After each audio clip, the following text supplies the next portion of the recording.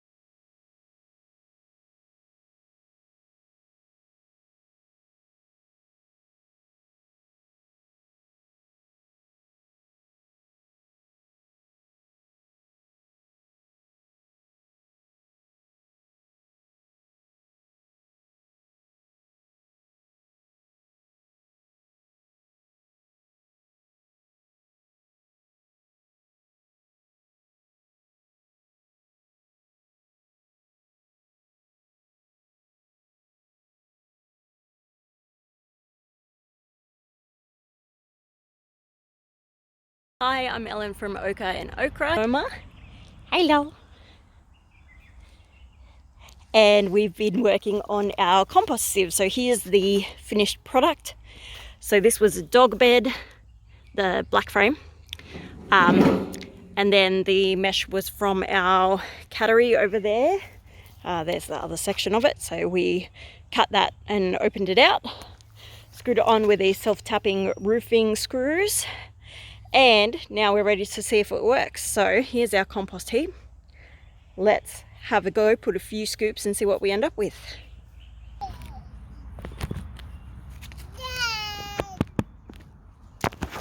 Sorry, that was bound to happen. Have a look. Where can you see? There. Okay, so we've got our compost. Just got a bit of that's grass clippings. It's wet sitting there.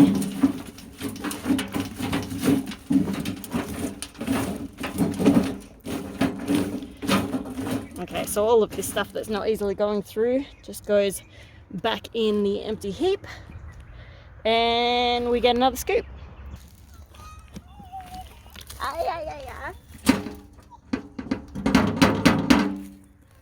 Bang, bang, bang.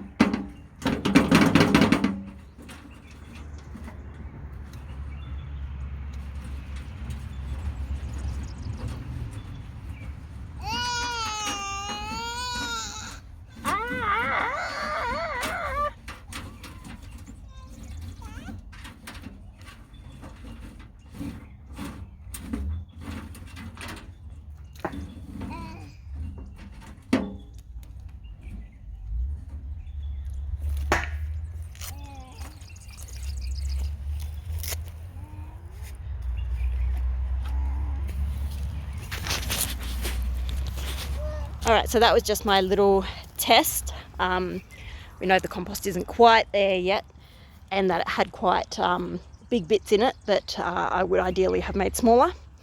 So you can see a lot of the grass clippings have gotten stuck on here because it's still wet as well.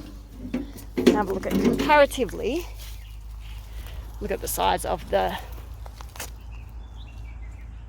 sticks and the debris in here. Yeah, bits like this. Considering that we're trying to fill up our garden beds, we're not planting seeds. This is what we've ended up with through the sieve. So you can still see a lot of that's the grass clippings. Yeah? What's that, Gigi? What? What did you want to say?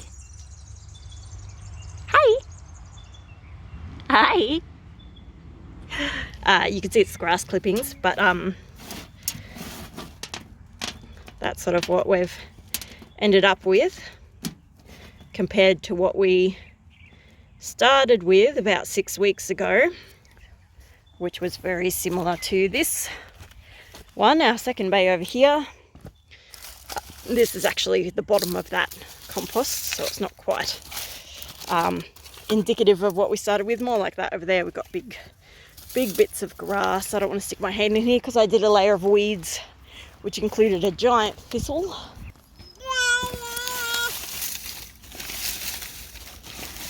So we started with something much more like this. Big bits of grass, obvious bits of paper, big chunks of cardboard.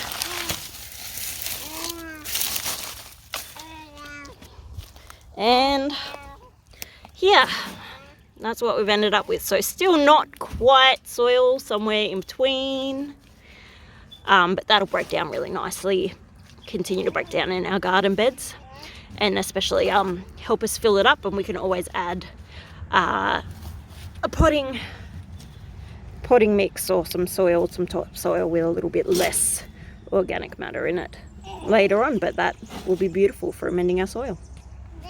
So I think it works. Thanks for joining us. Okay, say bye-bye. Bye-bye.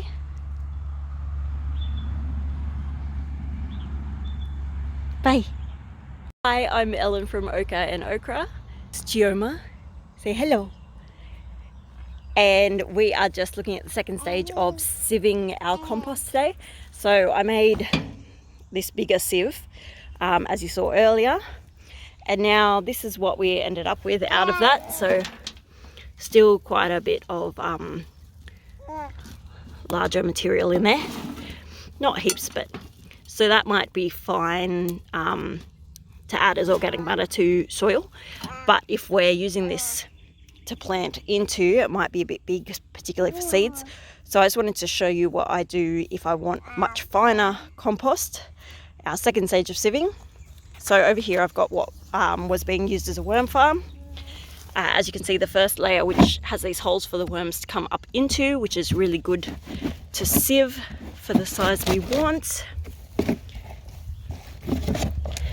And then this is the sort of material we get when I sieve that through that. All right, so I'll pop some in and give you a look at how it works. It's a bit like panning for gold if you ever did that.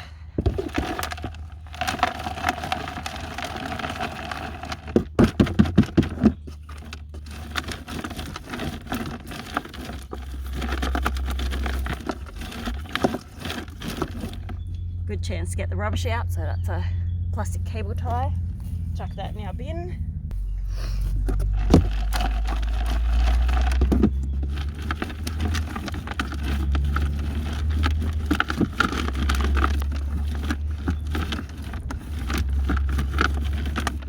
And a lot of pebbles in here too.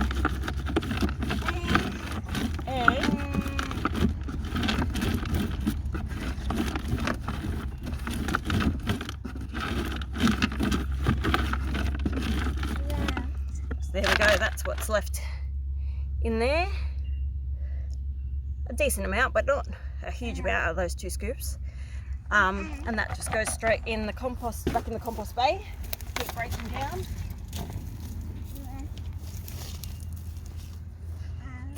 So I'd keep on going with that until I had enough of this finer material for whatever I was doing. Obviously you don't have to bother to sieve it all. It's just if you want to sort of get access to this smaller material as the compost continues to break down. So for instance, for filling our garden beds, it's the first day of spring today. I want to get started, I want to get kicking. So it's probably worth the time and effort to sieve some of this to give me a really nice material to plant into. Still not sure I'll plant seeds in that, but for our seedlings, hopefully it should be all right, but we will see how it goes.